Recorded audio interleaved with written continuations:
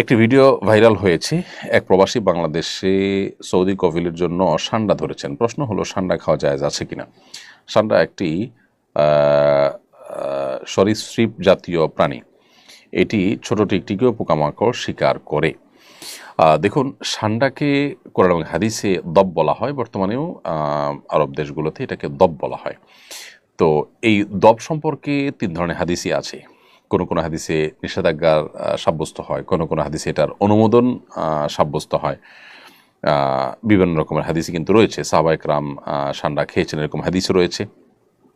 আবার নবী করিম সাল্লাল্লাহু আলাইহি ওয়াসাল্লাম সান্ডা খেতে নিষেধ করেছেন, সেরকম হাদিস আছে। যেমন সুনানে আবু দাউদের একটি হাদিস রয়েছে, যেটি বর্ণনা করেছেন আব্দুর রহমান ইবনে শিবল। তিনি বলেছেন যে রাসূল আকরাম সাল্লাল্লাহু আলাইহি ওয়াসাল্লাম নিষেধ করেছেন, নাহা আন আকলি লাহমিদ দব, দবের গোশত বা সান্ডার গোশত খেতে তিনি নিষেধ করেছেন। এরকমটি সুনানে আবু দাউদে বর্ণিত হয়েছে।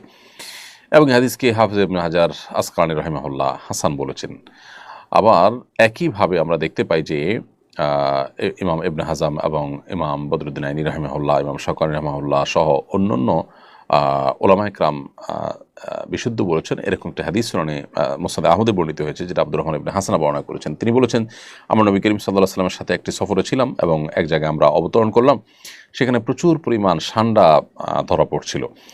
তখন সেই সান্ডাগুলো আমরা ধরলাম এবং জবাই করলাম। জবাই করার পর এটা পাতিলে যখন রান্না করা হচ্ছিল, রাসূল আকরাম সাল্লাল্লাহু আলাইহি ওয়াসাল্লাম বের হলেন। বের হয়ে বললেন যে বনী ইসরাইলের কিছু লোক তারা আপনার হারিয়ে গিয়েছে এবং আমি ভয় করছি, আশঙ্কা করছি যে এই সান্ডা বনী ইসরাইলের মধ্যে কিছু প্রাণী প্রজাতি হারিয়ে গেছে, এই সান্ডা তাদের অন্তর্ভুক্ত বা এটাই সেটা আমার মনে হচ্ছে।